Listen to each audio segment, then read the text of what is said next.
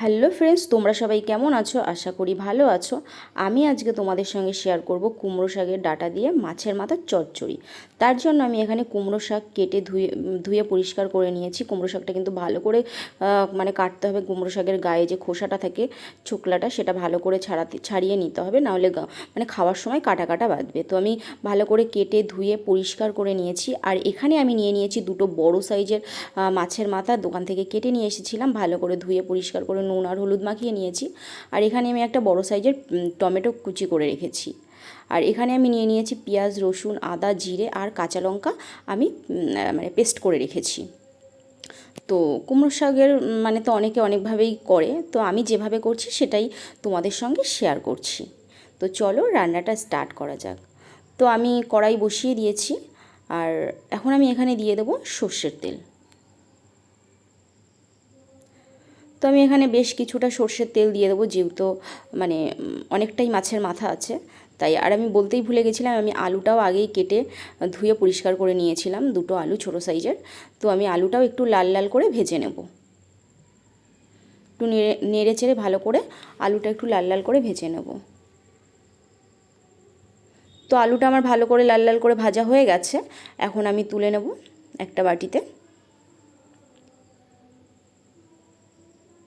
তো সমস্ত আলুটা আমি তুলে নিয়েছি। এই তেলেই আমি মাছের মাথাগুলো ভেজে নেব। মাছের মাথাগুলো একটু কড়া করে লাল লাল করে ভাজতে হবে। তো মাছের মাথাগুলো দেখুন আমি ভালো করে ভেজে নিয়েছি লাল লাল করে। এখন আলু ভেজে তুলে রেখেছিলাম, সেই বাটিতেই আমি মাছের মাথাগুলো তুলে নেব। তো মাছের মাথাগুলো তোলা হয়ে গেছে। এখন আমি এই তেলেই গোটা জিরে দিয়ে দিলাম কিছুটা। তো গোটা জিরেটা যখন একটুখানি ভাজা ভাজা হয়ে আসবে, তখনই আমি এখানে মশলাটা অ্যাড করব। যে মশলাটাই আমি পেস্ট করে রেখেছিলাম, সেটা হচ্ছে গিয়ে আদা, জিরে আর কাঁচা লঙ্কা, আর রসুনও আছে, পেঁয়াজ, রসুন, আদা, সব মশলাই আছে। তো সেটাই আমি এখানে 3 চামচ মতো দিয়ে দিলাম। এবার মশলাটা আমার একটু নেড়ে চেড়ে ভাজা ভাজা করে নিতে হবে, কাঁচা গন্ধটা যাতে চলে যায়। তো মশলাটা আমার কাঁচা গন্ধটা চলে গেছে। এখন আমি এখানে দিয়ে দেবো টমেটো কুচিটা।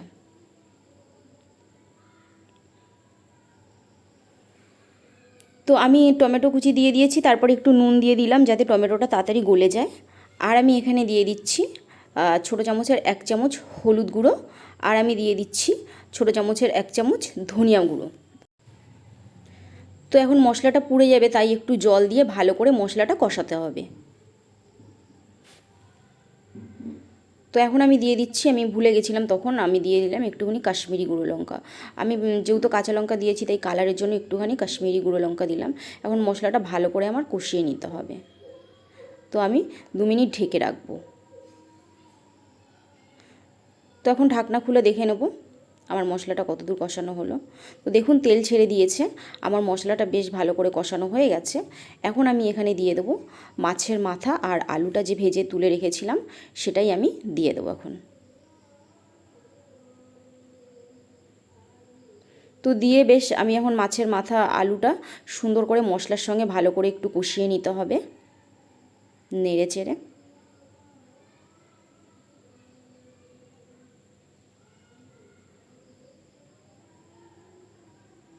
তো সুন্দর করে একটু মশলাটা ভালো করে মাছের মাথার গায়ে মিশিয়ে নিয়েছি নেড়ে চেড়ে। এখন আমি আবার 2 মিনিটের জন্য ঢেকে রাখবো। তো এখন আবার ঢাকনা খুলে দেখে নেব। তো দেখুন বেশ ভালো করে কষানো হয়ে গেছে। একটু নেড়ে নেব আমি, নিচ থেকে লেগে যাচ্ছে তাই। আর তারপরে আমি এখানে দিয়ে দেবো যে কেটে রেখেছিলাম কুমড়ো শাকের ডাঁটা, সেগুলোই দিয়ে দেবো। কুমড়ো শাকের ডাঁটাও আছে, আর এখানে কুমড়ো শাকের যে কচি কচি যে পাতাগুলো আছে ওইগুলোই আমি পুরো পাতাটা দিইনি, যে কচি কচি পাতাগুলো বেছে বেছে সেইগুলোই আমি দিয়ে দিয়েছি অল্প করে। আর এখানে আমি আরেকটু নুন দিয়ে দেবো, তাতে কি হয় শাকগুলো তাড়াতাড়ি একটু চিপসে যাবে, তাহলে আমার নাড়তে একটু সুবিধা হবে। তো এখন আমি ভালো করে মশলার সঙ্গে কুমড়ো শাকগুলো মিশিয়ে নিতে হবে নেড়ে চেড়ে।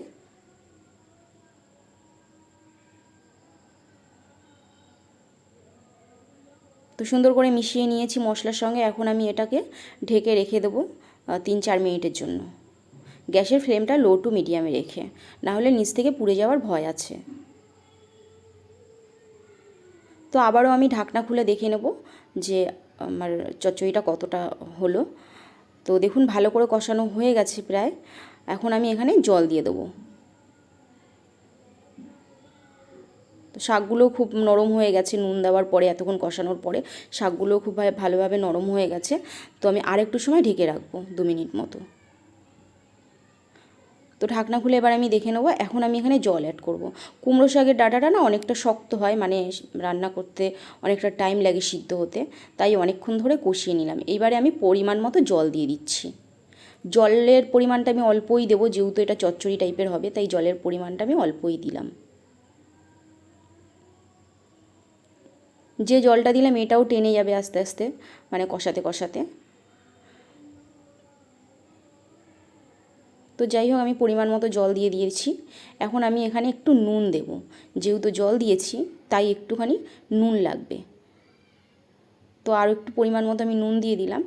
এবারে ভালো করে নুনটাকে আবার এর সঙ্গে মিশিয়ে দিতে হবে, ঝোলের সঙ্গে। তো নুনটাকে ভালো করে নেড়েচেড়ে মিশিয়ে নিয়েছি আমি। এখন আবার ঢেকে রাখতে হবে।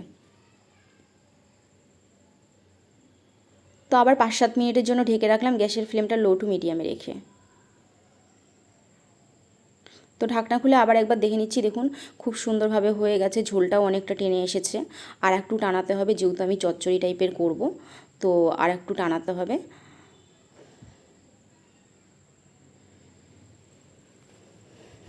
দেখুন আলুটাও খুব সুন্দরভাবে সিদ্ধ হয়ে গেছে।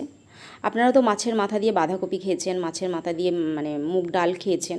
এটা একবার করে খেয়ে দেখবেন, আমার মনে হয় ভালোই লাগবে গরম ভাতের সঙ্গে। আমি তো প্রায়ই করে খাই। তো যাই হোক, আরও আমি 2 মিনিটের জন্য ঢেকে রাখবো। তো ফাইনাল এবার আমি আরেকবার ঢাকনাটা খুলে দেখে নেবো। দেখুন আমার চচ্চড়িটা খুব সুন্দরভাবে হয়ে গেছে। এবারে আমি নামিয়ে নেওয়ার পালা। খুব ভালোভাবে একদম হয়ে গেছে, ঝোলটাও আমি একদম টানিয়ে ফেলেছি। এখন আমি একটা বাটিতে নামিয়ে নেব।